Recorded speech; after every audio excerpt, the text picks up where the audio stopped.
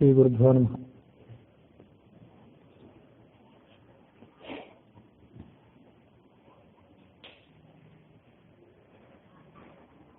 ವಾಲ್ಮೀಕಿ ರಾಮಾಯಣದ ಅಯೋಧ್ಯಾಕಾಂಡದ 107ನೇ ಸರ್ಗದಲ್ಲಿ ರಾಮ ಮತ್ತು ಭರತರ ನಡುವೆ ಸಂವಾದ ನಡೆದಿದ್ದನ್ನು ನಾವು ಶ್ರವಣ ಮಾಡ್ತಿದ್ವಿ. ರಾಮ ಭರತನಿಗೆ ರಾಜ್ಯವನ್ನು ಸ್ವೀಕಾರ ಮಾಡುವಂತೆ ಮತ್ತೆ ಅಯೋಧ್ಯೆಗೆ ಮರಳುವಂತೆ ಒತ್ತಾಯಿಸಿದ.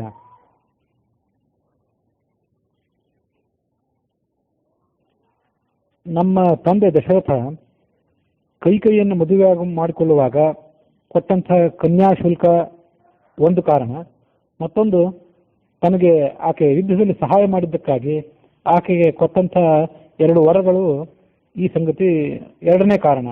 ಈ 2 ಕಾರಣಗಳಿಂದ ನೀನು ರಾಜ್ಯವನ್ನು ಸ್ವೀಕಾರ ಮಾಡಬೇಕಾಗಿದೆ ಮತ್ತು ನಾನು ಅರಣ್ಯದಲ್ಲಿ ವಾಸ ಮಾಡಬೇಕಾಗಿದೆ. ಅರಣ್ಯದಲ್ಲಿ ವಾಸ ಮಾಡಲಿಕ್ಕೆ ಯಾವುದೇ ದ್ವಂದ್ವ ಮನಸ್ಸಿನಲ್ಲಿ ಇಟ್ಟುಕೊಳ್ಳದೆ, ಯಾವುದೇ ಸಂಶಯಗಳನ್ನು ಮನಸ್ಸಿನಲ್ಲಿ ಇಟ್ಟುಕೊಳ್ಳದೆ ನಾನು ಬಂದಿದ್ದೇನೆ. ನೀನು ಸಾಧ್ಯವಾದಷ್ಟು ಶೀಘ್ರದಲ್ಲಿ ಅಯೋಧ್ಯೆಗೆ ಮರಳಿ ಪಟ್ಟಾಭಿಷೇಕ ಮಾಡಿಕೊಳ್ಳುವುದರ ಮೂಲಕ ನಮ್ಮ ತಂದೆಯನ್ನು ಸತ್ಯವಾದಿಯನ್ನಾಗಿ ಮಾಡಬೇಕು ಮತ್ತು ಅವನನ್ನು ಸ್ತ್ರೀ ಋಣದಿಂದ ಮುಕ್ತನನ್ನಾಗಿ ಮಾಡಬೇಕು. ನಿನ್ನ ತಾಯಿಗೂ ಕೂಡ ಅದರಿಂದ ಸಂತೋಷ ಆಗೋದಿದೆ.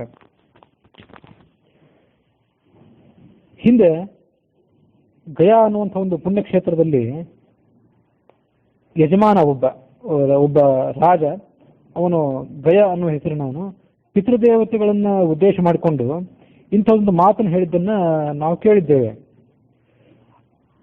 ಅದು ಏನು ಮಾತು ಹೇಳಿದ ಅಂತ ಕೇಳೋದಕ್ಕಿಂತ ಮೊದಲು ಆ ಗಯಾ ಅಂದ್ರೆ ಆ ರಾಕ್ಷಸ, ಅವನ ಕಾರಣದಿಂದಾಗಿ ಆ ಕ್ಷೇತ್ರಕ್ಕೆ ಗಯಾ ಅನ್ನೋ ಹೆಸರು ಬಂದದ್ದು ಹೇಗೆ, ಇದು ಯಾವ ಪುರಾಣದ ಹಿನ್ನೆಲೆಯಲ್ಲಿ ಅನ್ನೋದನ್ನು ಸ್ವಲ್ಪ ಗಮನಿಸಬೇಕು.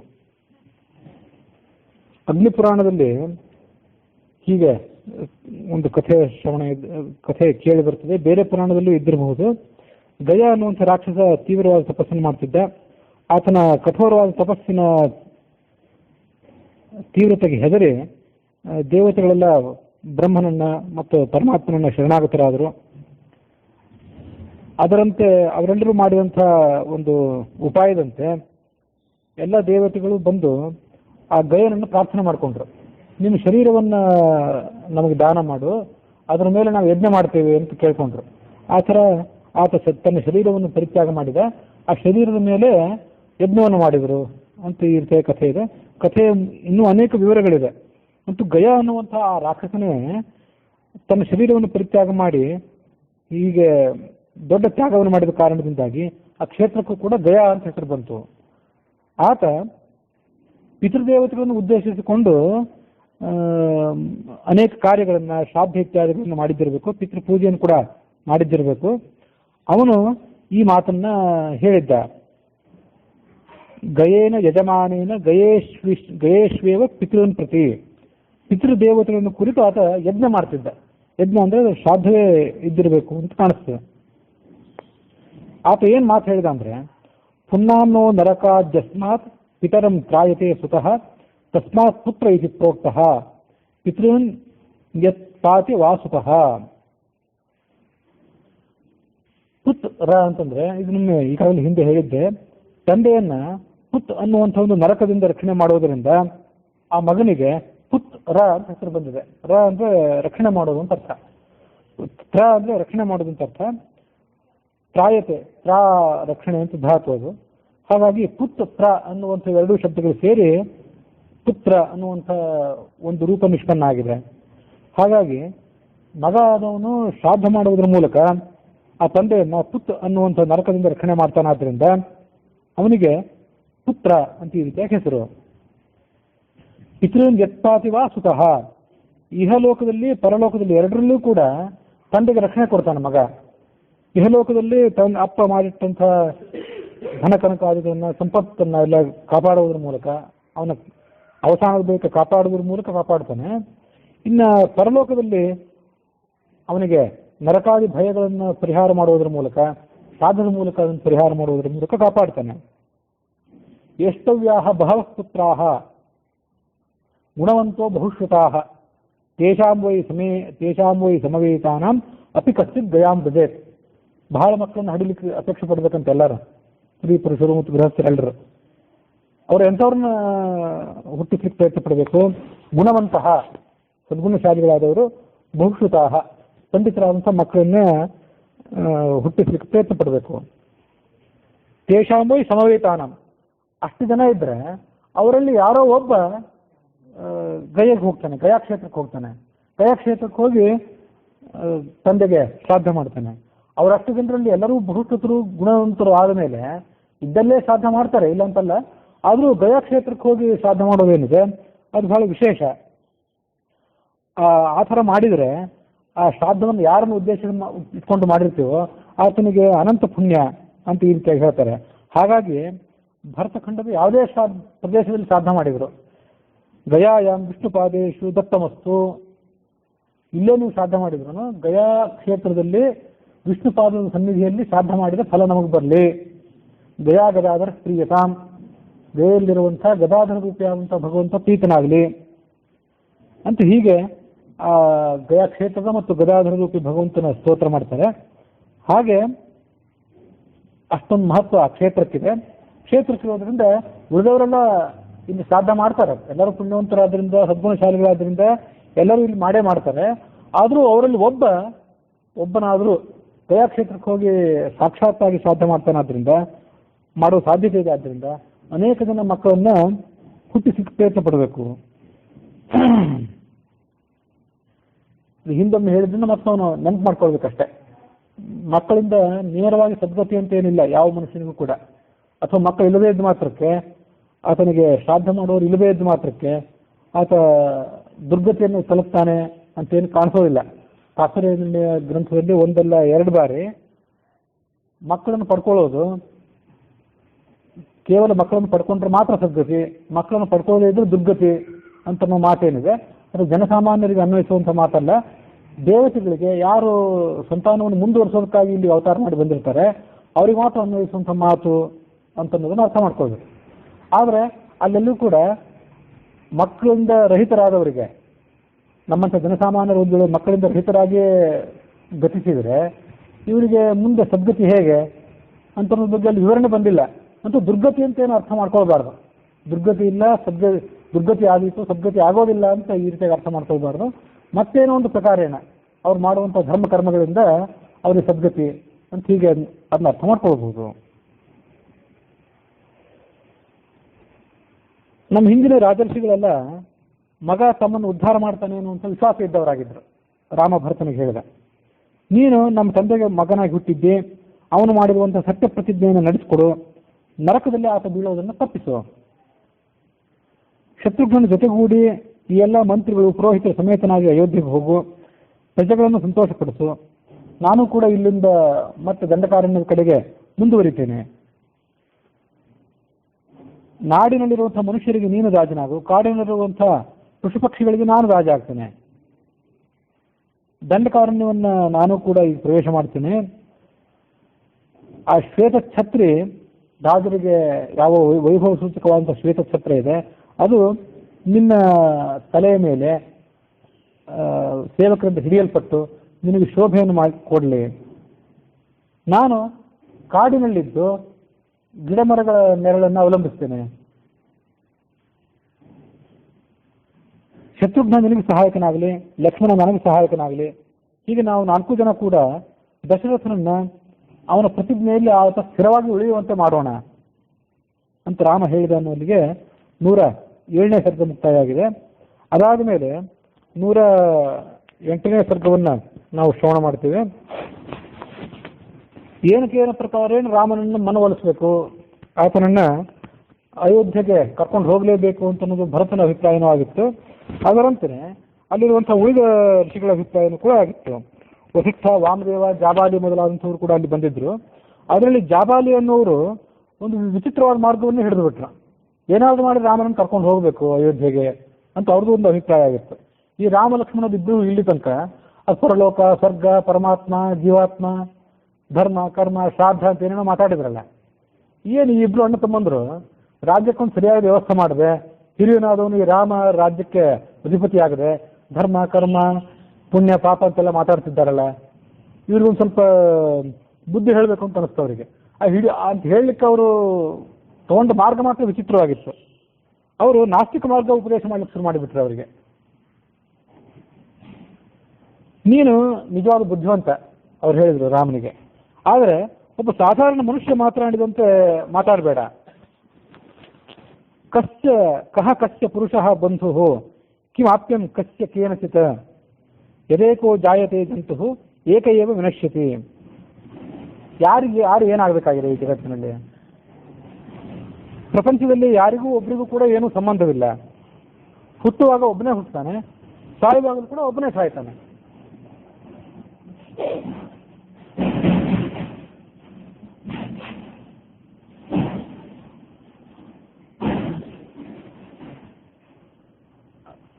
ನಿಜವಾದ ಆಸ್ತಿಕರಾದವರು ಕೂಡ ಈ ಮಾತನ್ನ ಹೇಳ್ತಾರೆ, ಯಾರೊಬ್ಬರಿಗೂ ಸಂಬಂಧ ಇಲ್ಲ. ಆತ್ಮೈವ ಹಿ ಆತ್ಮನೋ ಬಂಧು ಆತ್ಮೈವ ರಿಪುರಾತ್ಮನಃ ಅಂತ ಭಗವದ್ಗೀತೆಯಲ್ಲಿ ಬಂದಂತೆ, ನಮಗೆ ನಾವೇ ಬಂಧು, ನಮಗೆ ನಾವೇ ಶತ್ರು. ಹುಟ್ಟುವಾಗಲೂ ಒಬ್ಬರೇ ಇರ್ತೇವೆ, ಸಾಯುವಾಗಲೂ ಕೂಡ ಒಬ್ಬರೇ ಸಾಯ್ತೀವಿ ಅನ್ನೋ ಮಾತನ್ನ ಆಸ್ತಿಕರು ಕೂಡ ಹೇಳ್ತಾರೆ. ವ್ಯಾಪಾರಿಗಳು ಯಾಕೆ ಹೇಳಿದ್ರು ಅಂತಂದ್ರೆ, ನಿಮ್ಮ ತಂದೆ, ಆ ತಂದೆ ಮಾಡಿದಂಥ ಸತ್ಯ ಪ್ರತಿಜ್ಞೆ, ಅವನ ಪರಲೋಕ, ಶ್ರಾದ್ದ, ಹೀಗೆ ವ್ಯರ್ಥವಾದ ಮಾತುಗಳು ಮಾಡ್ತಿದ್ದೀರಲ್ಲ, ಅದ್ಯಾವುದಕ್ಕೂ ಅರ್ಥ ಇಲ್ಲ. ನಿಮ್ಮ ತಂದೆ ಬಗ್ಗೆ ಅಷ್ಟೊಂದು ಮಮಕಾರ ನೀವು ಇಟ್ಕೊಳ್ಬೇಕಾಗಿಲ್ಲ ಅನ್ನೋ ಅರ್ಥದಲ್ಲಿ ಅವ್ರು ಈ ಮಾತು ಹೇಳಲಿಕ್ಕೆ ಪ್ರಾರಂಭ ಮಾಡಿದರು. ತಸ್ಮಾನ್ ಮಾತಾ ಪಿತಾಚೇತಿ ರಾಮ ಸಜ್ಜೇತ ಯೋ ನರಃ ಉನ್ಮತ್ತೈವ ಸಜ್ಞೇಯ ನಾಸ್ತಿ ಕಶ್ಚಿದ್ಧಿ ಕಸ್ಯಚಿತ್. ಇವನು ತಂದೆ, ಇವಳು ನಮಗೆ ತಾಯಿ, ಇವನು ಮಗ, ಇವಳು ಮಗಳು, ಈತ ನಮಗೆ ಗಂಡ, ಇವಳು ನಮಗೆ ಹೆಂಡತಿ ಅಂತ ಹೀಗೇನಾದರೂ ಒಬ್ರು ಯಾರಾದರೂ ಒಬ್ಬರ ಬಗ್ಗೆ ನಿರ್ದಿಷ್ಟವಾದ ಆಸಕ್ತಿಯನ್ನು ತೋರಿಸಿದ್ರೆ ಅವ್ನು ಹುಚ್ಚ ಅಂತ ತಿಳ್ಕೊಳ್ಬೇಕು. ಯಾಕೆಂದ್ರೆ ಯಾರಿಗೆ ಯಾರೂ ಏನೂ ಅಲ್ಲ ಈ ಜಗತ್ತಿನಲ್ಲಿ, ಯಾರೊಬ್ಬರಿಗೂ ಮತ್ತೊಬ್ಬರಿಂದ ಏನೂ ಸಂಬಂಧವೂ ಇಲ್ಲ. ಇದನ್ನು ಕೂಡ ಆಸ್ತಿಕ ಮತಕ್ಕೆ ಅನುಸಾರವಾಗಿಯೂ ಶ್ಲೋಕವನ್ನು ಹೊಂದಿಸಬಹುದು. ಆದರೆ ಅವ್ರು ಹೇಳಿ ಹೊರಟಿದ್ದೇನು ಅಂತಂದ್ರೆ, ಆಸ್ತಿಕ ಮತಾನುಸಾರವಾಗಿ ಮಕ್ಕಳು, ಮೊಮ್ಮಕ್ಕಳು, ಗಂಡ ಹೆಂಡತಿ, ಬಂಧು ಬಾಂಧವರು ಇವರೆಲ್ಲರೂ ಕೂಡ ನಮ್ಮ ಋಣಾನುಬಂಧದಿಂದ ಹುಟ್ಟುತ್ತಾರೆ ಅಂತ ಏನು ಮಾತಿದೆಯಲ್ಲ, ಋಣಾನುಬಂಧ ರೂಪೇಣ ಪಶುಪತ್ನಿ ಸುತಾಲಯ ಅಂತ ಆಸ್ತಿಕ ನಂಬಿಕೆಯ ಪ್ರಕಾರದ ಮಾತೇನಿದೆ, ಆ ಮಾತು ಸುಳ್ಳು ಅನ್ಲಿಕ್ಕೆ ಅವ್ರು ಹೊರಟಿದ್ರು ಅಷ್ಟೇ. ಯಾವ ಋಣವೂ ಯಾರಿಗೂ ಏನೂ ಇಲ್ಲ, ಯಾವ ಕರ್ಮಭವೂ ಇಲ್ಲ, ಯಾವ ಅನುಬಂಧವೂ ಇಲ್ಲ. ಹಾಗಾಗಿ ಯಾರಿಗೂ ಏನೂ ಸಂಬಂಧವಿಲ್ಲ ಅಂತ ಜಾಬಾಲಿಗಳ ಅಭಿಪ್ರಾಯ ಆಗಿತ್ತು. ಅವ್ರು ಹೇಳುವಂಥ ಎಲ್ಲಾ ಶ್ಲೋಕಗಳು ಹಾಗೆ ಕಾಣಿಸ್ತದೆ. ಆಸ್ತಿಕ ಮತಕ್ಕೂ ಅದನ್ನು ಅನ್ವಯಿಸಬಹುದು, ನಾಸ್ತಿಕ ಮತಾನುಸಾರವಾಗಿಯೂ ಅದನ್ನು ಹೊಂದಿಸಬಹುದು ಬಹುತೇಕ ಶ್ಲೋಕಗಳಿಗೆ. ಮುಂದಿನ ಶ್ಲೋಕನೂ ಹಾಗೇ ಇದೆ. ಯಥಾ ಗ್ರಾಮಾಂತರಂ ಗಚ್ಚನ್ ನರಃ ಕ್ವಚಿದ್ ವಸೇತ್ ಉತ್ಸೃಜ್ಯ ತಮಾವಾಸಂ ಪ್ರತಿಷ್ಠೇತ ಅಪರೇ ಅಹನಿ. ಒಬ್ಬ ಯಾತ್ರಿಕ ಬೇರೆ ಬೇರೆ ಊರುಗಳಿಗೆ ಪ್ರಯಾಣ ಮಾಡ್ತಿರ್ತಾನೆ. ರಾತ್ರಿ ಅದೇ ಯಾವುದೋ ಒಂದು ಛತ್ರದಲ್ಲಿ ತಂಗುತ್ತಾನೆ. ಅಲ್ಲಿ ಆ ಛತ್ರದಲ್ಲಿ ತಂಗಿದ್ದಾಗ ರಾತ್ರಿಯ 4-6 ಗಂಟೆಗಳ ಕಾಲ ಅವನಿಗೆ ಸಹವರ್ತಿಗಳಾಗಿ ಕೆಲವರು ಕಾಣಿಸ್ಕೋತಾರೆ. ಬೆಳಗಾದ ಕೂಡಲೇ ಆ ಛತ್ರವನ್ನು ಬಿಟ್ಟು ಮತ್ತೊಂದು ಕಡೆ ಪ್ರಯಾಣ ಮಾಡ್ತಾನೆ. ಆ ದಿವಸ ಮುಗಿತಾ ಬಂದಾಗ ಮತ್ತೊಂದು ಛತ್ರದಲ್ಲಿ ಆಶ್ರಯ ಪಡ್ಕೋತಾನೆ. ಅದರಂತೆ ಈ ತಂದೆ ತಾಯಿ ಮನೆ ಐಶ್ವರ್ಯ ಇವೆಲ್ಲವೂ ಕೂಡ ಒಂದೇ. ಈ ಶರೀರ ಇರೋ ತನಕ ಇವರೆಲ್ಲ ಇದ್ದಾರೆ. ಶರೀರ ಅವಸಾನ ಹೊಂದಿದ ಮೇಲೆ ಇವ್ರು ಯಾರೂ ಕೂಡ ನಮ್ಗೆ ಸಂಬಂಧವೇ ಇಲ್ಲ. ಹಾಗಾಗಿ ಬುದ್ಧಿವಂತರಾದವರು ಇದು ಯಾವ್ದ್ರ ಬಗ್ಗೆನೂ ಕೂಡ ಆಸಕ್ತಿಯನ್ನು ತೋರಿಸಲೇಬಾರದು ಅಂದ್ರು ಜಾಬಾಲಿಗಳು. ಆದ್ರಿಂದ ನಿನ್ನ ತಂದೆಯಿಂದ ಈ ರಾಜ್ಯ ಬಂದಿದೆ, ಈ ರಾಜ್ಯವನ್ನು ಪರಿತ್ಯಾಗ ಮಾಡಿ ಅರಣ್ಯವಾಸಿಗಳು ಬದುಕಬೇಕಾದಂತಹ ಈ ಕಾಡಿನಲ್ಲಿ, ಮುಳ್ಳು ಕಂಟೆಗಳಿಂದ ಕೂಡಿದಂತಹ ಈ ಕಾಡಿನಲ್ಲಿ ಕಷ್ಟಪಡೋದು ನಿನಗೆ ಉಚಿತ ಅಲ್ಲ, ನಿನಗದು ಯೋಗ್ಯ ಅಲ್ಲ. ಅಯೋಧ್ಯೆ ಕಡೆಗೆ ಬಾ, ಪಟ್ಟಾಭಿಷೇಕ ಮಾಡಿಸ್ಕೋ, ನಾನಾ ಥರದ ಸುಖ ಭೋಗಗಳನ್ನು ಅನುಭವಿಸು. ನತೇ ಕಶ್ಚಿತ್ ದಶರಥಃ ತ್ವಂಚ ತಸ್ಯ ನ ಕಶ್ಚನ. ದಶರಥನಿಂದ ನಿಮ್ಗೆ ಏನಾಗಬೇಕಾಗಿದೆ, ಅಥವಾ ನೀನು ದಶರಥನಿಗೆ ಏನಾಗಬೇಕಾಗಿದೆ? ಅನ್ಯೋ ರಾಜ ತ್ವಮಪ್ಯನ್ಯ, ರಾಜನೇ ಬೇರೆ ನೀನೇ ಬೇರೆ. ಹಾಗಾಗಿ ಯಾವ ಕರ್ಮ ಅವನ ಪ್ರತಿಜ್ಞೆಯನ್ನು ನೀನು ಈಡೇರಿಸಬೇಕು, ಅವನು ಕೊಟ್ಟಂಥ ವರಗಳನ್ನು ನೀನು ಮುಂದುವರಿಸ್ಕೊಡ್ಬೇಕು ಅನ್ನುವಂಥ ಯಾವ ಭ್ರಮೆಗಳನ್ನು ಇಟ್ಕೊಳ್ಬೇಡ. ಬೀಜ ಮಾತ್ರ ಪಿತಾಜಂತೋಹೋ ಶುಕ್ಲಂ ಶೋಣಿತಮೇವ ಚ ಸಂಯುಕ್ತಂ ಋತುಮನ್ಮಾತ್ರ ಪುರುಷಸ್ಯ ಜನ್ಮತತ್. ಒಬ್ಬ ಮಗ ಹುಟ್ಟಲಿಕ್ಕೆ ತಂದೆ ಕೇವಲ ಒಂದು ಬೀಜದಂತೆ ಪಾತ್ರ ವಹಿಸ್ತಾನೆ. ತಾಯಿಯ ಗರ್ಭದಲ್ಲಿ ಆ ಬೀಜ ಮೊಳೆತು ಅದು ಮನುಷ್ಯನ ಹುಟ್ಟಿಗೆ ಕಾರಣ ಆಗ್ತದೆ. ನಿನ್ನ ತಂದೆ ಎಲ್ಲಿ ಹೋಗ್ಬೇಕಾಗಿತ್ತೋ ಅಲ್ಲಿಗೆ ಹೊರಟು ಹೋದ ಅವನು. ಎಲ್ಲ ಪ್ರಾಣಿಗಳು ಕೂಡ ಬರಬೇಕು ಹೋಗಬೇಕು, ಪ್ರವೃತ್ತಿ ಮತ್ತು ನಿವೃತ್ತಿ ಇದು ಸಮಾನ. ನೀನು ಇಲ್ಲದಂಥ ಸಂಬಂಧ, ಯಾವುದೋ ಒಂದು ವ್ಯರ್ಥವಾದಂಥ ಕಾಲ್ಪನಿಕವಾದಂಥ ಸಂಬಂಧವನ್ನು ಕಲ್ಪಿಸಿಕೊಂಡು ಸಂಕಟ ಪಡ್ತಾ ಇದ್ದೆ. ಯಾವ ಸಂಬಂಧವೂ ಕೂಡ ನಿನಗಿಲ್ಲ. ಹಾಗಾಗಿ ನಿನ್ನ ತಂದೆಯ ಬಗ್ಗೆ ನೀನು ಯಾವುದೇ ಅನುಬಂಧವನ್ನು ಕೂಡ ಇಟ್ಕೊಳ್ಬೇಕಾಗಿಲ್ಲ.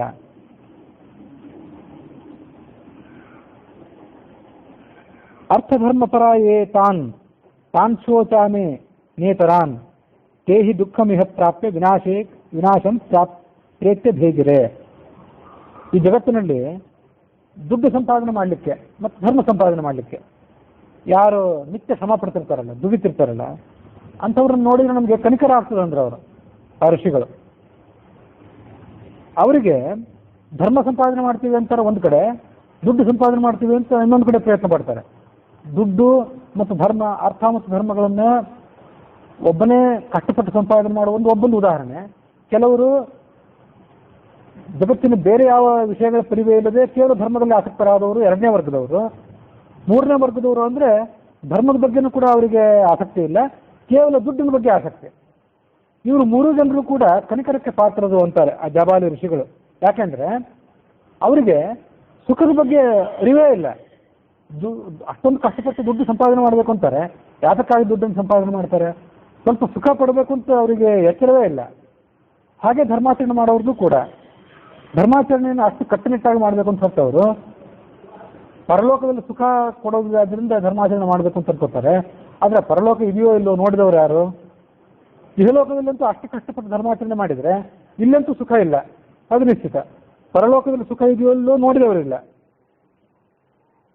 ಎಲ್ಲ ಆದಮೇಲೆ ಬೇಕಾದಷ್ಟು ದುಡ್ಡನ್ನು ಸಂಪಾದನೆ ಮಾಡಿರ್ತಾರೆ, ಗಂಟೆಗಟ್ಟಲೆ ಜಪಾನುಷ್ಠಾನ ನಿಯಮಾನುಷ್ಠಾನಗಳನ್ನು ಮಾಡಿ ಧರ್ಮವನ್ನು ಸಂಪಾದನೆ ಮಾಡಿರ್ತಾರೆ. ಕೊನೆಗೊಮ್ಮೆ ಸತ್ತು ಹೋಗಿಬಿಡ್ತಾರೆ. ಅವರು ಸಂಪಾದನೆ ಮಾಡಿದಂಥ ಅರ್ಥನೂ ಅವರ ಕೈ ಹಿಡಿಯೋದಿಲ್ಲ, ಮಾಡಿದಂಥ ಧರ್ಮವೂ ಕೂಡ ಅವರನ್ನು ಕೈ ಹಿಡಿಯೋದಿಲ್ಲ. ಅಷ್ಟಕಾ ಪಿತೃದೇವತ್ಯಂ ಇತ್ಯಯಂ ಪ್ರಸೃತೋ ಜನಃ ಅನ್ಯಸ್ಯೋಪದ್ರವಂ ಪಶ್ಯ ಮೃತೋ ಹಿ ಕಿಮಶಿಷ್ಯತಿ. ಈ ಶ್ರಾದ್ದ ಪಿಂಡ ಪ್ರದಾನ ಇದನ್ನೆಲ್ಲ ನಾವು ನೋಡ್ತೇವಲ್ಲ, ಇದೆಲ್ಲ ವ್ಯರ್ಥ ಅಂದ್ರು ಜಾಬಾಲಿಗಳು. ಶ್ರಾದ್ದ ಮಾಡಿಸೋದು, ಆ ಮೂಲಕವಾಗಿ ಬ್ರಾಹ್ಮಣರಿಗೆ ದಾನ ಮಾಡೋದು, ಬ್ರಾಹ್ಮಣರಿಗೆ ಭೋಜನ ಮಾಡಿಸೋದು, ಇವೆಲ್ಲ ಏನಿದೆ ಇದೊಂದು ವ್ಯರ್ಥ. ಏನೋ ಪುಣ್ಯ ಬರ್ತದೆ ಅನ್ನೋ ಕಾರಣಕ್ಕಾಗಿ ಎಲ್ಲ ವ್ಯಕ್ತಿಗಳು ಕೂಡ, ಎಲ್ಲ ಜನರು ಕೂಡ ಶ್ರಾದ್ದವನ್ನು ಮಾಡ್ತಾರೆ. ಶಾಸ್ತ್ರದಲ್ಲಿ ಹೇಳಿದೆ ಅಂತ ಶ್ರಾದ್ದ ಮಾಡ್ತಾರೆ. ವಿಚಾರ ಮಾಡಿ ನೋಡಿದರೆ ಇದರಿಂದ ಏನೂ ಪ್ರಯೋಜನ ಇಲ್ಲ. ಅನ್ನಷ್ಟೇ ಉಪದ್ರವ. ನಿಮ್ಮ ಮನೆಯಲ್ಲಿ ಸುಮ್ಮನೆ ನಿಮಗೆ ನುಕ್ಸಾನಷ್ಟೇ. ಒಂದು 10-20 ರೂಪಾಯಿ ಖರ್ಚು ಮಾಡಿ ಶ್ರಾದ್ದ ಮಾಡ್ತೀರಿ. ನಾನಾ ಥರದ ಬೆಳ್ಳಿ ಪಾತ್ರೆಗಳನ್ನು, ಬಂಗಾರಗಳನ್ನೆಲ್ಲ ಖರ್ಚು ಮಾಡಿ ಶ್ರಾದ್ದ ಮಾಡ್ತೀರಿ. ನಿಮಗೊಂದಿಷ್ಟು ದುಡ್ಡು ನುಕ್ಸಾನೇ ಹೊರತು ನಿಮಗೆ ಅದರಿಂದ ಪುಣ್ಯವೇನಿಲ್ಲ. ಮೃತೋ ಹಿ ಕಿಂ ಅಶಿಷ್ಯತೆ. ಸತ್ತು ಹೋದವರೇನು ತಿಂತಾರೇನು? ನೀವು ಕೊಟ್ಟು ಪಿಂಡ ಅವ್ರ ಬಾಯಿಗೆ ಏನಾದ್ರು ಹೋಗೋಂಗಿದೆಯೇನು? ಯದಿ ಭುಕ್ತ ಮಿಹಾನ್ಯೇನ ದೇಹಂ ಅನ್ಯಸ್ಯ ಗಚ್ಚತಿ ದದ್ಯಾ ಪ್ರವಸತ ಶ್ರಾದ್ದಂ ನ ತತ್ಪಥ್ಯಶನಂ ಭವೇತ್. ನೀವು ಬ್ರಾಹ್ಮಣರಿಗೆ ಊಟ ಮಾಡಿಸಿದಾಗ ಅದು ಪರಲೋಕದಲ್ಲಿರುವಂತಹ ಪಿತೃದೇವತೆಗಳಿಗೆ ಅಥವಾ ನಿಮ್ಮ ಗತಿಸಿದ ಪಿತೃಗಳಿಗೆ ತೃಪ್ತಿ ಕೊಡ್ತದೆ ಅಂತಾದರೆ, ನಿಮ್ಮವರು, ನಿಮ್ಮ ಮಕ್ಕಳು, ನಿಮ್ಮ ಗಂಡನು ಇಲ್ಲೇ ಎಲ್ಲೋ ಪ್ರವಾಸಕ್ಕೆ ಹೋದಾಗ ಅವರನ್ನು ಉದ್ದೇಶಿಸಿ ನೀವು ಇಲ್ಲಿ ಒಬ್ರಿಗೆ ಮನೆಯಲ್ಲಿ ಭೋಜನ ಮಾಡ್ತೀರಿ. ಅವ್ರಿಗೇನು ಬುತ್ತಿ ಕಟ್ಕೊಡ್ಬೇಡಿ. ನೀವು ಇಲ್ಲೇ ಭೋಜನ ಮನೆಯಲ್ಲಿ ಕೂಡಿಸಿ ಅವ್ರಿಗೆ ಯಾರೊಬ್ಬರಿಗೆ ಬೇರೆಯವ್ರಿಗೆ ಊಟ ಹಾಕಿದರೆ, ಪ್ರವಾಸಕ್ಕೆ ಹೋದವರಿಗೆ, ಪರ ಊರಿನಲ್ಲಿರುವಂಥ ನಿಮ್ಮ ಬಂಧುಗಳಿಗೆ, ನಿಮ್ಮ ಮನೆಯ ಹತ್ತಿರದ ಸಂಬಂಧಿಗಳಿಗೆ ಅವ್ರಿಗೇನಾದ್ರು ಹೊಟ್ಟೆ ತುಂಬ್ತದೇನೋ? ಏನಿಲ್ಲ. ಅದರಿಂದಾಗಿ ಇದೇ ಲೋಕದಲ್ಲಿ ಪರ ಊರಿನಲ್ಲಿರುವಂಥ ವ್ಯಕ್ತಿಗಳಿಗೆ ಇಲ್ಲಿ ಮಾಡಿಸಿದಂಥ ಭೋಜನ ಹೇಗೆ ಹೊಟ್ಟೆ ತುಂಬಿಸಲಾರದೋ, ಹಾಗೆ ಶ್ರಾದ್ದಾದಿಗಳು ಕೂಡ ಪರಲೋಕದಲ್ಲಿರುವಂಥ ಪಿತೃಗಳ ಹೊಟ್ಟೆಯನ್ನು ತುಂಬಿಸಲಾರವು. ಅವರಿಗೆ ಯಾವ ತೃಪ್ತಿಯನ್ನು ಕೂಡ ಕೊಡೋದಿಲ್ಲ. ನತಪಥ್ಯಶನಂ ಭವೇತ್. ಶಾಸ್ತ್ರಗಳು ಏನು ಹೇಳ್ತವೆ? ಯಾಗ ಮಾಡು, ಇಂಥ ಯಾಗ ಮಾಡಿದ್ರಿಂದ ಇಂಥ ಲೋಕ, ಗೋಲೋಕ, ಸೂರ್ಯಲೋಕ, ಶಿವಲೋಕ, ವೈಕುಂಠ, ಇಂಥ ದಾನವನ್ನು ಕೊಡು, ಇದರಿಂದ ಪುಣ್ಯ, ಇಂಥ ವ್ರತವನ್ನು ಮಾಡು, ಹೀಗೆ ದೀಕ್ಷಿತನಾಗು, ಇಂಥ ತಪಸ್ಸನ್ನು ಮಾಡು, ಮನೆಯನ್ನೆಲ್ಲ ಪರಿತ್ಯಾಗ ಮಾಡಿ, ಹೆಂಡತಿ ಮಕ್ಕಳನ್ನು ಪರಿತ್ಯಾಗ ಮಾಡಿ ತಪಸ್ಸು ಮಾಡು ಅಂತಿವೆಲ್ಲ ಶಾಸ್ತ್ರದಲ್ಲಿ ಬೇಕಾದಷ್ಟು ಮಾತು ಕಂಡು ಬಂದಿದೆ. ಆದರೆ ಇವ್ಯಾವು ಕೂಡ ವ್ಯರ್ಥವಾದ ಮಾತುಗಳಿವು. ದಾನ ಸಂವನನ ಹಿ ಏತೆ ಗ್ರಂಥಾ ಮೇಧಾವಿಕೃತಾ ಯಜಸ್ವ ದೇಹಿ ದೀಕ್ಷಸ್ವ ತಪಸ್ತಪ್ತಸ್ವ ಸಂತ್ಯಜ. ಮೂರ್ಖರಾದಂಥ ದುಷ್ಟರಾದ ಬ್ರಾಹ್ಮಣರು, ದುರಾಸೆಯುಳ್ಳಂಥ ಬ್ರಾಹ್ಮಣರು ಬೇರೆಯವರಿಂದ ದಾನಗಳನ್ನು ವಶಪಡಿಸ್ಕೊಳ್ಳಿಕ್ಕಾಗಿ ಇಂಥವೆಲ್ಲ ಕಟ್ಟು ಕಥೆಗಳನ್ನು ಶಾಸ್ತ್ರದಲ್ಲಿ ನಿರ್ಮಾಣ ಮಾಡಿ ಅದನ್ನು ಜನರಿಗೆ ಹೇಳಿದರು. ಮೂಢರಾದಂಥ ಜನರು ಪಂಡಿತರು ಏನು ಹೇಳ್ತಾರೆ ಅದನ್ನೇ ಕೇಳಿ ಅದರಂತೆ ವರ್ತನೆ ಮಾಡ್ತಾರೆ. ವಾಸ್ತವಿಕವಾಗಿ ಇದೆಲ್ಲ ವಂಚಿತರಾದಂಥ ಬ್ರಾಹ್ಮಣರ ವರ್ತನೆ ಇದು ಅಂದರು ಜಾಬಾಲಿಗಳು. ಭಂಡ ಧೂರ್ತ ನಿಶಾಚರಾಹ. ಹಾಗೆ ಇದು ಜಾಬಾಲಿಗೆ ಹೇಳಿದ ಮಾತೇನಿದೆ ಅದು ಅವ್ರ ಸ್ವಂತದ ಮಾತಲ್ಲ, ಎಲ್ಲ ನಾಸ್ತಿಕ ಶಾಸ್ತ್ರದಲ್ಲಿ ಬಂದಂಥ ಮಾತುಗಳೇ. ದಾನ ಮಾಡಬೇಕು, ಧರ್ಮಾಚರಣೆ ಮಾಡಬೇಕು ಅಂತ ಹೇಳುವ ಮಾತುಗಳೆಲ್ಲ ಏನಿದೆ ಅದನ್ನೆಲ್ಲ ಭಂಡ ಧೂರ್ತ ನಿಶಾಚರಾಹ. ಭಂಡರಾದವರು, ಧೂರ್ತರು, ವಂಚಕರಾದವರು ಮತ್ತು ನಿಶಾಚರರು, ರಾಕ್ಷಸರು, ಅವರು ಆ ಮಾತುಗಳನ್ನು ಕಟ್ಟಿದ್ದು. ಶಾಸ್ತ್ರಕ್ಕೆ ಯಾವುದೇ ಬೆಲೆಯೂ ಕೂಡ ಇಲ್ಲ, ಶಾಸ್ತ್ರವನ್ನು ನಂಬಬೇಕಾಗಿಲ್ಲ ಅಂತನ್ನೋದು ನಾಸ್ತಿಕ ಶಾಸ್ತ್ರದ ಮಾತು. ಅದನ್ನೇ ಅವರು ತಾವು ಇಲ್ಲಿ ಕೂಡ ಹೇಳಿದರು. ಈ ಶ್ರಾದ್ದ, ಇಲ್ಲಿ ಮಾಡಿದಂಥ ಶ್ರಾದ್ದ ಅದು ಪರಲೋಕದಲ್ಲಿ ಯಾವುದೇ ತೃಪ್ತಿಯನ್ನು ಕೊಡೋದಿಲ್ಲ. ಮತ್ತು ಹಾಗೊಂದಿಲ್ಲ ಕೊಡೋದಾದರೆ ಇಲ್ಲೇ ನೀವು ಯಾರಿಗಾರೊಬ್ಬರಿಗೂ ಭೋಜನ ಮಾಡ್ತಿದ್ರೆ ಅದು ಪರ ಊರಿನಲ್ಲಿರುವಂಥ ನಿಮ್ಮವರಿಗೆ ತೃಪ್ತಿ ಕೊಡಬೇಕಾಗಿತ್ತು ಅಂತ ಹೀಗೇನಿದೆಯಲ್ಲ, ಇದನ್ನು ಕೂಡ ನಾಸ್ತಿಕ ಶಾಸ್ತ್ರಕ್ಕನುಸಾರವಾಗಿ ಜಾಬಾಲಿಗೆ ಹೇಳಿದರು. ಸ್ವಾರಸ್ಯ ಅಂದರೆ ಕೆಲವು ಜನ ಆಸ್ತಿಕರಾದವರು ಕೂಡ ಇಂಥದನ್ನು ಕೆಲವರು ನಂಬ್ತಾರೆ. ದಯಾನಂದ ಸರಸ್ವತಿಗಳು ಅಂತಿದ್ರು, ಆರ್ಯ ಸಮಾಜದ ಸ್ಥಾಪಕರು. ಅವರು ಈ ವೇದಗಳನ್ನು ಮಾತ್ರ ನಂಬೋರು, ಪುರಾಣ ಇತ್ಯಾದಿಗಳನ್ನು ನಂಬೋರಲ್ಲ. ಅವರು ಆ ವೇದಗಳ ಮೂಲಕವಾಗಿ ಪರಮಾತ್ಮನ ಅಸ್ತಿತ್ವವನ್ನು ಸಾಬೀತು ಮಾಡಿ ಅದರ ಮೂಲಕ ಮಾಡಬೇಕಾದಂಥ ಕ್ರಿಯೆಗಳನ್ನೆಲ್ಲ ಮಾಡುವರು. ವೇದಗಳಲ್ಲಿ ಜಲತರ್ಪಣ, ಶ್ರಾದ್ದ ಯಾವುದೂ ಕೂಡ ಇಲ್ಲ.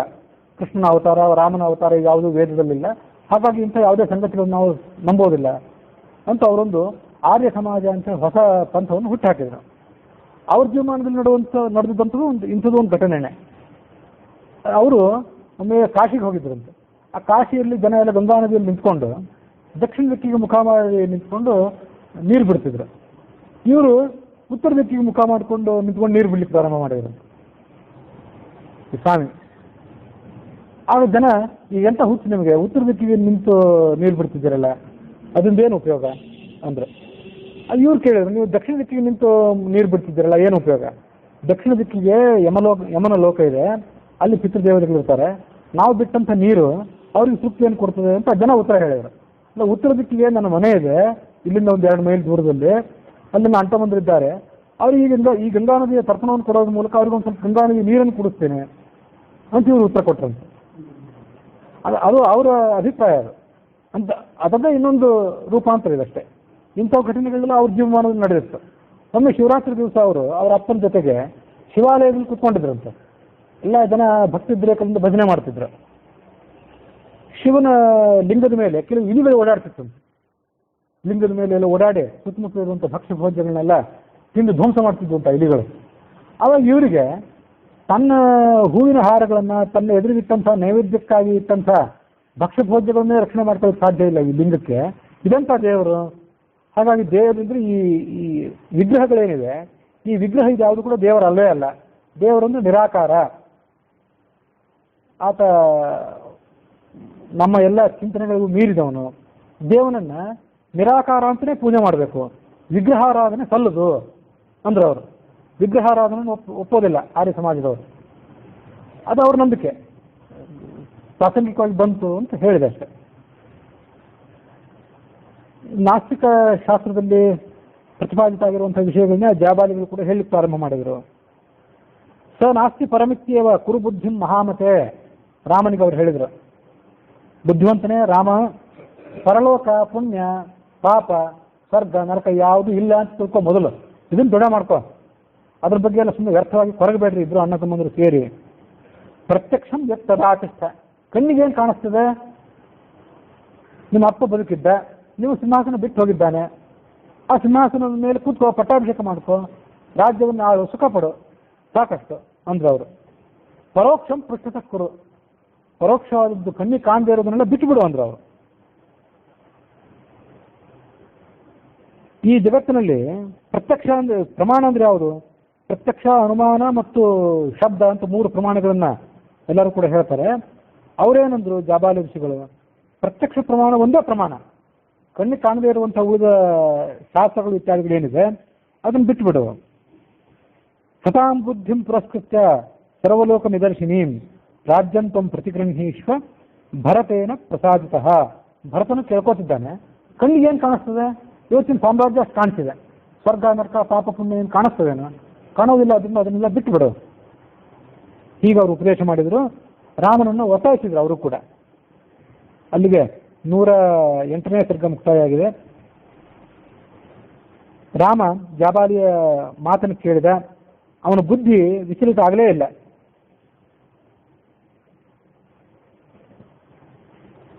ಬೇರೆ ಯಾರೋ ಆಡಳಿತಗಾರರಿಗೋ ರಾಜಕಾರಣಿಗಳಿಗೋ ಇಂಥ ಒಂದು ಉಪದೇಶ ಮಾಡಿಬಿಟ್ಟಿದ್ರೆ ಮೊದಲೇ ಅವ್ರ ಬುದ್ಧಿ ಭ್ರಷ್ಟ ಆಗಿರ್ತದೆ. ಅದರೊಳಗೆ ಇಂಥ ಉಪದೇಶ ಮಾಡಿಬಿಟ್ರೆ ಅವರಿಗೆ ಮತ್ತಷ್ಟು ಮದ್ಯಪಾನ ಮಾಡಿಸಿದಂತಾಗಿ ಬುದ್ಧಿ ಇನ್ನಷ್ಟು ವಿಪರೀತ ಆಗಿಬಿಡ್ತದೆ. ಆದರೆ ಆ ಗುರುಗಳು ಇಷ್ಟೆಲ್ಲ ಉಪದೇಶ ಮಾಡಿದ್ರು ಅವ್ರ ಮಾತನ್ನು ಅವನು ಒಪ್ಪಲಿಲ್ಲ. ನೀವು ಮಹರ್ಷಿಗಳೇ, ನನಗೆ ಪ್ರೀತಿ ಆಗಬೇಕು, ನನಗೊಂದು ಸದ್ಗತಿ ಆಗಬೇಕು. ಕಾಡಿನಲ್ಲಿ ಬಂದು ಸುಮ್ಮನೆ ಕಷ್ಟಪಡ್ತಿದ್ದಾನಲ್ಲ ರಾಮ, ನಾಡಿಗೆ ಬಂದು ವೈಭವದಿಂದ ರಾಜ್ಯವಾಳಿ ಮೆರೆಯಲಿ ಅಂತ ನೀವು ನನ್ನ ಒಳ್ಳೆಯದಕ್ಕಾಗಿ ಇಷ್ಟನ್ನೆಲ್ಲ ಹೇಳ್ತಿದ್ದೀರಿ. ಇದು ಮೇಲ್ನೋಟಕ್ಕೆ ಒಳ್ಳೆಯದಾಗಿ ಕಾಣಿಸ್ತಿದೆ, ಆದರೆ ಇದು ಇದರ ಪರಿಣಾಮ ಯಾವುದು ಕೂಡ ಒಳ್ಳೆಯದಲ್ಲ. ಪರಿಣಾಮದಿಂದ ಇದು ನಮಗೆ ಶುಭಕರ ಅಲ್ಲ. ನಿರ್ಮರ್ಯಾದ ವೇದ ಮಾರ್ಗವನ್ನು ಬಿಟ್ಟವನು ಮತ್ತು ಮದ್ಯಪಾನ ಮಾಂಸ ಭಕ್ಷಣೆ ಇತ್ಯಾದಿಗಳನ್ನು ಮಾಡುವಂಥವನು, ಶಾಸ್ತ್ರ ವಿರುದ್ಧವಾಗಿ ವರ್ತನೆ ಮಾಡುವವನು, ಇವನು ಯಾವತ್ತೂ ಕೂಡ ಸಜ್ಜನರ ಗೌರವಕ್ಕೆ ಪಾತ್ರನಾಗೋದಿಲ್ಲ. ನಾವು ಇದನ್ನು ಮೊದಲು ತಿಳ್ಕೊಳ್ಬೇಕು ಅಂದ ರಾಮ.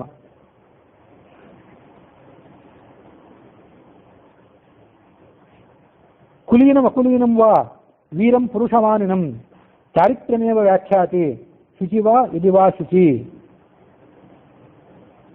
ಒಬ್ಬ ಮನುಷ್ಯನ ನಡೆ ನುಡಿ ಏನಿದೆ, ಆ ನಡೆ ನುಡಿಗಳು ಅವನ ಇಡೀ ವ್ಯಕ್ತಿತ್ವವನ್ನು ಹೊರಗಿನ ಜಗತ್ತಿಗೆ ಸಾರಿ ಹೇಳ್ತದೆ. ಆತ ಸಂಸ್ಕಾರ ಭರಿತವಾದಂಥ ಕುಲದಲ್ಲಿ ಹುಟ್ಟಿದವನು ಹೌದೋ ಅಲ್ಲೋ, ಅವನು ಪರಾಕ್ರಮಿಯೋ ಅಥವಾ ಹೇಡಿಯೋ, ಆತ ಶೀಲವಂತನೋ ಅಥವಾ ಶೀಲ ಕಳ್ಕೊಂಡವನು, ಇದೆಲ್ಲವೂ ಕೂಡ ಆತನ ನಡೆ ನುಡಿಗಳಿಂದ ಗೊತ್ತಾಗಿಬಿಡ್ತದೆ. ಚಾರಿತ್ರ್ಯ ಏನಿದೆ ಆ ಚಾರಿತ್ರ್ಯ ಎಲ್ಲವನ್ನು ಕೂಡ ತಿಳಿಸ್ತದೆ. ಆಚಾರ ಕುಲಮಾಖ್ಯಾತಿ ಅಂತ ಒಂದು ಸುಭಾಷಿತ.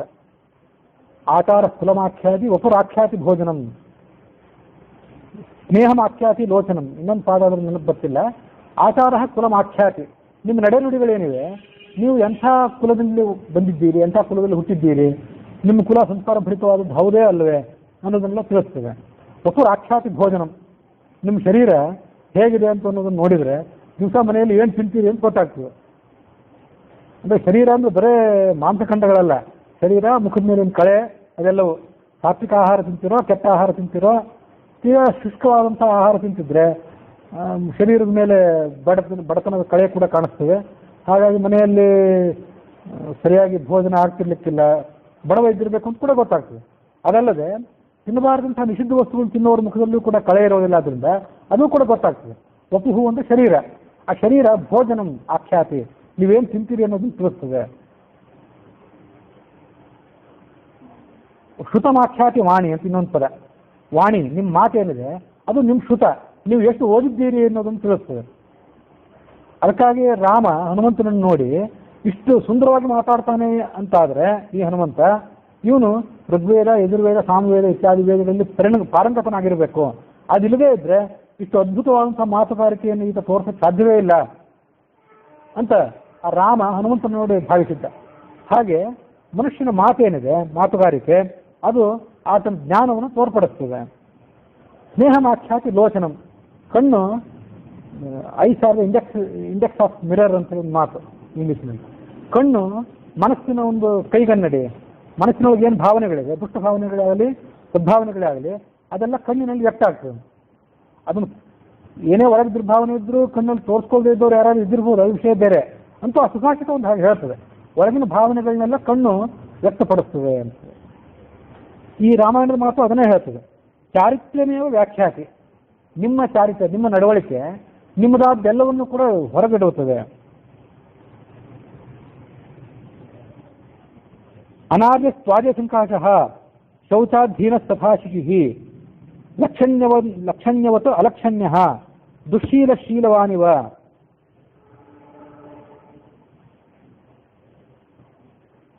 ನಮಗೆ ದುಷ್ಟನು ಕೂಡ ಸಜ್ಜನಂತೆ ಕಾಣಿಸ್ತಾನೆ. ರಾಮ ಹೇಳಿದ, ಅಶುಚಿಯಾದವನು ಮಡಿ ಮೇಲಿಗೆ ಅಂತರಂಗ ಭಾಷೆ ಶುದ್ಧಿ ಇಲ್ಲದೆ ಇದ್ದವನು ಕೂಡ ಶುದ್ಧನಂತೆ ಕಾಣಿಸ್ತಾನೆ. ಲಕ್ಷಣಹೀನನಾದವನು ಸಾತ್ವಿಕ ಕಳೆ ಇಲ್ಲದೆ ಇದ್ದವನು ಕೂಡ, ದುಷ್ಟ ಕಳೆ ಇದ್ದವನು ಕೂಡ ಸಾತ್ವಿಕ ಕಳೆ ಇರುವವನಂತೆ ಕಾಣಿಸ್ತಾನೆ. ಶೀಲ ಕಳ್ಕೊಂಡವನು ಶೀಲವಂತನಂತೆ ಕಾಣಿಸ್ತಾನೆ.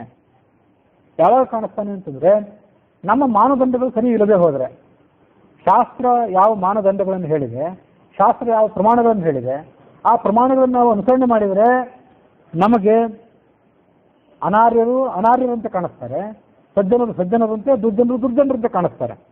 ಶಾಸ್ತ್ರದಲ್ಲಿ ಹೇಳಿದಂತಹ ಮಾನದಂಡಗಳನ್ನೇ ನಾವು ಸ್ವೀಕಾರ ಮಾಡದೇ ಇದ್ರೆ, ಶಾಸ್ತ್ರದ ಮಾತನ್ನೇ ನಾವು ಒಪ್ಪದೇ ಇದ್ರೆ ನಮಗೆಲ್ಲನೂ ವಿಪರೀತವಾಗಿ ಕಾಣಿಸ್ತದೆ. ಸಜ್ಜನರು ದುರ್ಜನರಂತೆ, ಶುದ್ಧರಾದವರು ಅಶುದ್ಧರಂತೆ, ಅಶುದ್ಧರಾದವರು ಶುದ್ಧರಂತೆ ಕಾಣಿಸ್ತಾರೆ. ಇದರಲ್ಲೇನು ಆಶ್ಚರ್ಯ ಇಲ್ಲ.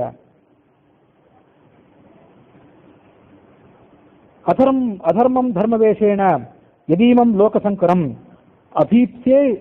ಅಭಿಪತ್ಯೆ ಶುಭಂ ಹಿತ್ವ ಕ್ರಿಯಾವಿಧಿ ವಿವರ್ಜಿತಂ. ನಿಮ್ಮ ಉಪದೇಶವನ್ನೇನಾದರೂ ನಾನು ಅಂಗೀಕಾರ ಮಾಡಿಬಿಟ್ರೆ ಏನಾಗ್ತದೆ? ರಾಮ ಹೇಳಿದ, ನಿಮ್ಮದು ವಾಸ್ತವಿಕವಾಗಿ ಅಧರ್ಮ.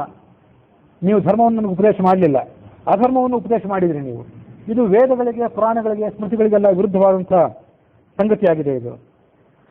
ನಾನು ನಿಮ್ಮ ಉಪದೇಶವನ್ನು ಸ್ವೀಕಾರ ಮಾಡಿಬಿಟ್ರೆ ನಾನು ಈ ಜಗತ್ತಿನ ಕಣ್ಣಿನ ದೃಷ್ಟಿಯಲ್ಲಿ ಏನಾಗ್ತೇನೆ? ಶುದ್ರನಾಗಿಬಿಡ್ತೇನೆ. ನನಗೆ ಯಾವ ಮರ್ಯಾದೆಯೂ ಕೂಡ ಈ ಜಗತ್ತಿನಲ್ಲಿ ಸಿಗಲಾರದು.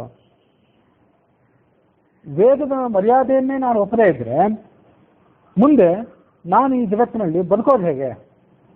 ನಾನು ಯಾವ ವೃತ್ತಿಯನ್ನು ಅವಲಂಬಿಸಬೇಕು? ವರ್ಣ, ಆಶ್ರಮ ಎಲ್ಲದನ್ನೂ ಕೂಡ ನಾನು ಭ್ರಷ್ಟನಾಗಿಬಿಡ್ತೇನೆ. ನನ್ನ ವರ್ಣ ಅಂದರೆ ನನ್ನ ಜಾತಿ, ಕ್ಷತ್ರಿಯ ಜಾತಿ, ಮತ್ತು ನಾನು ಅವಲಂಬಿಸಿರುವಂತಹ ಗೃಹಸ್ಥಾಶ್ರಮ, ಇದೆಲ್ಲದಕ್ಕೂ ಕೂಡ ಮೂಲ ವೇದದ ಉಪದೇಶವೇ. ವೇದದ ಉಪದೇಶವನ್ನೇ ಒಪ್ಪದೇ ಇದ್ರೆ ನನಗೆ ಕ್ಷತ್ರಿಯ ವರ್ಣವಾಗಲಿ, ಗೃಹಸ್ಥಾಶ್ರಮವಾಗಲಿ ಇದ್ಯಾವುದು ಕೂಡ ಸಿಗಲೇ ಆರದು. ನಾನು ಎಲ್ಲದರಿಂದ ಭ್ರಷ್ಟನಾಗಿ ಬಿಡ್ತೇನೆ, ಎಲ್ಲನೂ ಕಳ್ಕೊಂಡು ಬಿಡ್ತೇನೆ ನಾನು. ಕಾಮವೃತ್ತ ಸ್ವಯಂ ಲೋಕಃ ಕೃಷ್ಣ ಸಮುಪವರ್ತತೆ ಯದ್ವೃತ್ತಾ ಸಂತಿ ರಾಜಾನಃ ತದ್ವೃತ್ತಾ ಸಂತಿ ತೇ ಪ್ರಜಾಃ ಸಂತಿ ಹಿ ಪ್ರಜಾಃ.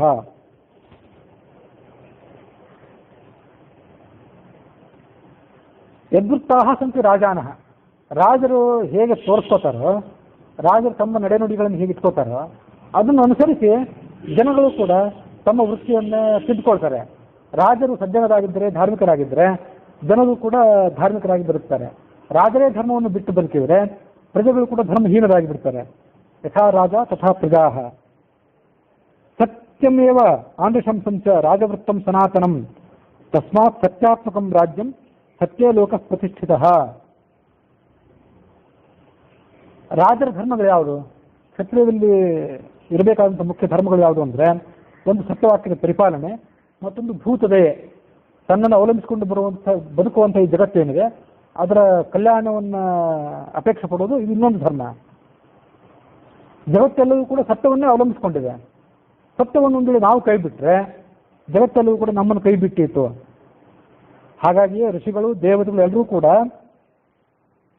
ಸತ್ಯವನ್ನ ಈ ಎಲ್ಲ ರೀತಿಯಾದಂತಹ ಅಭಿವೃದ್ಧಿಗೆ, ಏಳಿಗೆಗೆ ಕಾರಣ ಅಂತ ಭಾವಿಸ್ತಾರೆ. ಉದ್ವಿಜಂತೆ ಯಥಾಸರ್ಪಾತ್ ನರಾದಂಡತವಾದಿನಃ ಧರ್ಮ ಸತ್ಯಂ ಪರೋ ಲೋಕೆ ಮೂಲಂ ಸ್ವರ್ಗಸ್ತಿ ಚೂಚ್ಯತೆ. ನೀವು ಸಂಚಾರ ಮಾಡ್ತಿದ್ದಾಗ ನಿಮ್ಮ ಸುತ್ತಮುತ್ತಲು ಯಾರು ಹಾವು ಕಂಡ್ರೆ ನೀವು ಎಷ್ಟು ಹೆದರ್ತಿರಲ್ಲ, ಹಾವಿಗೆ ನೀವು ಹೇಗೆ ಹೆದರ್ತಿರೋ ಹಾಗೆ ಅಸತ್ಯವಾದಿಯಾದಂತಹ ಜನರನ್ನು ನೋಡಿ ಜಗತ್ತು ಹೆದರ್ತದೆ. ಮೇಲ್ನೋಟಕ್ಕೆ ಗೌರವ ಕೊಡ್ತಿರ್ಬೋದು. ಅಸತ್ಯವಾದಿಗಳಾದವರು ಅಧಿಕಾರಸ್ಥರಾಗಿದ್ದರೆ, ಅವರಿಗೊಂದು ಸ್ಥಾನಮಾನ ಇದ್ದರೆ, ಕಾರ್ಯ ಸಾಧನೆಗಾಗಿ ಜನರು ಆ ಅಸತ್ಯವಾದಿಗಳಾದವ್ರನ್ನು ಕೂಡ ಓಲೈಸೋದು ಕಂಡು ಬರಬಹುದು. ಆದರೆ ಅಂತರಂಗದಲ್ಲಿ ಅಸತ್ಯವಾದಿಗಳಾದವ್ರನ್ನ ತಿರಸ್ಕಾರ ಮಾಡ್ತಾರೆ. ಹೇಗೆ ತಿರಸ್ಕಾರ ಮಾಡ್ತಾರೆ, ಹೇಗೆ ಭಯ ಪಡ್ತಾರೆ ಅಂದರೆ, ಹಾವನ್ನು ನೋಡಿ ಹೇಗೆ ಭಯ ಪಡ್ತಾರೋ ಹಾಗೆ ಭಯ ಪಡ್ತಾರೆ. ಹಾಗಾಗಿ ಅಸತ್ಯದಿಂದ ಮನುಷ್ಯ ದೂರ ಇರಬೇಕು. ಸತ್ಯಮೇವೇಶ್ವರೋ ಲೋಕೆ. ಈ ಈಶ್ವರ, ಜಗನ್ನಿಯಾಮಕನ ಅಂತ ಈಶ್ವರ ಏನಿದ್ದಾನೆ ಅವನು ಸತ್ಯ ಸ್ವರೂಪನೇ. ಅಂದ್ರೆ ಸತ್ಯವನ್ನು ಆತನೇ ಉಪದೇಶ ಮಾಡಿದ್ದಾನೆ ವೇದಾದಿಗಳ ಮೂಲಕ. ಸತ್ಯದಲ್ಲಿ ಜಗತ್ತೆಲ್ಲ ಅವಲಂಬಿತ ಆಗಿದೆ. ಹಾಗಾಗಿ ದಾನ, ಯಜ್ಞ, ಹೋಮ, ಹವನ ಇದೆಲ್ಲವೂ ಕೂಡ ಸತ್ಯವನ್ನು ಅವಲಂಬಿಸಿಕೊಂಡಿದೆ. ರಾಜನು ಕೂಡ ಅದನ್ನೇ ಇರಬೇಕಾಗಿರುತ್ತದೆ. ಇಷ್ಟನ್ನೆಲ್ಲ ರಾಮ ತನ್ನ ಅಭಿಪ್ರಾಯ ಹೇಳಿದ. ಆದರೆ ಆ ಜಾಬಾಲಿಗಳ ಮಾತಿಗೆ ಆತ ನೇರವಾಗಿ ಉತ್ತರ ಕೊಟ್ಟಂತಾಗಲಿಲ್ಲ. ಜಾಬಾಲಿಗಳು ಏನು ಹೇಳಿದ್ರು ಅಂದ್ರೆ, ಪ್ರತ್ಯಕ್ಷ ಒಂದೇ ಪ್ರಮಾಣ, ಶಾಸ್ತ್ರವೇನು ಪ್ರಮಾಣ ಅಲ್ಲ. ಸ್ವರ್ಗ, ನರಕ, ಪುಣ್ಯ, ಪಾಪ, ಹಿಂದಿನ ಜನ್ಮ, ಮುಂದಿನ ಜನ್ಮ ಇದೆ, ಅದನ್ನು ನಂಬಬೇಕಾಗಿಲ್ಲ ಅಂತಂದ್ರು ಅವರು. ಅದಕ್ಕೆ ಆತ ಒಂದು ಉತ್ತರ ಕೊಡ್ತಾನೆ, ಯುಕ್ತಿಯುಕ್ತವಾದಂಥ ಉತ್ತರ ಕೊಡ್ತಾನೆ ರಾಮ. ಅದು ಎಲ್ಲ ಅನೇಕ ಕಡೆ ಉಪನಿಷತ್ತುಗಳಲ್ಲಿ, ಪುರಾಣಗಳಲ್ಲಿ ಬಂದದ್ದೇ. ಅನೇಕ ಕಡೆ ಶಾಸ್ತ್ರಗಳಲ್ಲಿ ಎಲ್ಲ ಆಚಾರ್ಯರು ಕೂಡ ಅದನ್ನು ಹೇಳಿದ್ದೆ. ಹಿಂದಿನ ಜನ್ಮ ಇಲ್ಲ, ಮುಂದಿನ ಜನ್ಮವೂ ಕೂಡ ಇಲ್ಲ ಅಂತ ಆಗೋದಾದ್ರೆ, ನಾವು ಮಾಡಿದಂಥ ಕರ್ಮಗಳಿಗೆ, ಇವತ್ತು ನಾವು ಅನುಭವಿಸುವಂಥ ಸುಖ ದುಃಖಗಳಿಗೆ ಹಿಂದೆ ನಾವು ಮಾಡಿದಂಥ ಕರ್ಮಗಳು ಕಾರಣ ಅಂತ ಒಪ್ಪದೇ ಹೋದರೆ, ನಾಸ್ತಿಕರಾದವರು ಒಪ್ಪೋದಿಲ್ಲ. ಹಾಗೆ ಒಪ್ಪದೇ ಹೋದರೆ ಈ ಎಲ್ಲ ವ್ಯತ್ಯಾಸಗಳಿಗೆ ಏನು ಕಾರಣ? ಒಬ್ಬ ತಾಯಿಗೆ, ಒಬ್ಬ ದಂಪತಿಗಳಿಗೆ ಅನೇಕ ಜನ ಮಕ್ಕಳಿರ್ತಾರೆ. ಆ ಅನೇಕ ಜನ ಮಕ್ಕಳಲ್ಲಿ ಒಬ್ಬ ಚಕ್ರವರ್ತಿ ಆಗ್ತಾನೆ, ಒಬ್ಬ ಒಂದು ಗುಂಪಿಗೆ ನಾಯಕ ಆಗ್ತಾನೆ, ಒಬ್ಬ ಧಾರ್ಮಿಕರ ಗುಂಪಿಗೆ ನಾಯಕ ಆಗ್ತಾನೆ, ಒಬ್ಬ ಕಳ್ಳರ ಗುಂಪಿಗೆ ನಾಯಕ ಆಗ್ತಾನೆ, ಮತ್ತೊಬ್ಬ ಅವನು ರಾಜಕೀಯ ಗುಂಪಿಗೆ ನಾಯಕನಾಗ್ತಾನೆ, ಒಬ್ಬ ಸ್ವರ್ಗ ಸಮಾನವಾದಂಥ ಸುಖವನ್ನು ಈ ಜಗತ್ತಿನಲ್ಲೇ ಅನುಭವಿಸ್ತಾನೆ, ಮತ್ತೊಬ್ಬ ನಳ್ಳಾಡ್ತಾನೆ. ಇದಕ್ಕೆಲ್ಲ ಏನು ಕಾರಣ? ಇದು ಒಬ್ಬರೇ ಆದಂತಹ ದಂಪತಿಗಳ ಮಕ್ಕಳು ಅಂತ ನಾನು ಸೇರಿಸಿದೆ ಅಷ್ಟೇ. ವಾಸ್ತವಿಕವಾಗಿ ಹಾಗೆ ಏನಾಗಬೇಕಾಗಿಲ್ಲ. ಒಬ್ಬ ದಂಪತಿಗಳ ಮಕ್ಕಳೇ ಇಂಥ ತಾರತಮ್ಯ ಉಳ್ಳವರಾಗಿ ಹುಟ್ಟುತ್ತಾರೆ ಯಾಕೆ ಅಂತ ಒಂದು ಪ್ರಶ್ನೆ. ಅದಲ್ಲದೇ ಉಳಿದವರು ಕೂಡ, ನೀವು ಹಾಗಿದ್ದೀರಿ, ನಿಮ್ಮ ರೂಪ ಗುಣಲಕ್ಷಣ ಹೀಗಿದೆ, ನೀವು ಬದುಕುವಂಥ ಹಿನ್ನೆಲೆ ಬೇರೆ ಥರ ಇದೆ, ನಾನು ಬದುಕುವಂಥ ಹಿನ್ನೆಲೆ ಬೇರೆ, ಅವ್ರದ್ದು ಬೇರೆ, ಇದೆಲ್ಲ ಏನು ಕಾರಣ? ಎಲ್ಲ ಸಮಾನವಾಗಿ ಹುಟ್ಟಬೇಕಾಗಿತ್ತಲ್ಲ. ಕರ್ಮ ಕಾರಣ ಅಲ್ಲ ಅಂತಾಗಿದ್ರೆ, ನಿಮ್ಮ ಕರ್ಮ ನಿಮ್ಮ ಹುಟ್ಟನ್ನ, ನಿಮ್ಮ ಸಾವನ್ನ ನಿರ್ದೇಶಿಸಿಲ್ಲ ಅಂತ ಆಗಿದ್ದರೆ ನೀವು ಹೀಗೆ ಯಾಕೆ ಹುಟ್ಟಿದ್ರಿ? ನೀವು ನನಗಿಂತ ಮೊದಲೇ ಯಾಕೆ ಹುಟ್ಟಿದ್ರಿ? ನಿಮ್ಮ ಪ್ರವೃತ್ತಿ, ನಿಮ್ಮ ಸ್ವಭಾವ ಹೀಗಾಕಿದೆ, ನನ್ನ ಸ್ವಭಾವ ಹೀಗಾಕಿದೆ, ಇದಕ್ಕೆಲ್ಲ ಏನು ಅರ್ಥ ಹೇಳಲಿಕ್ಕೆ ಸಾಧ್ಯ ನಾಸ್ತಿಕರಾದವರು?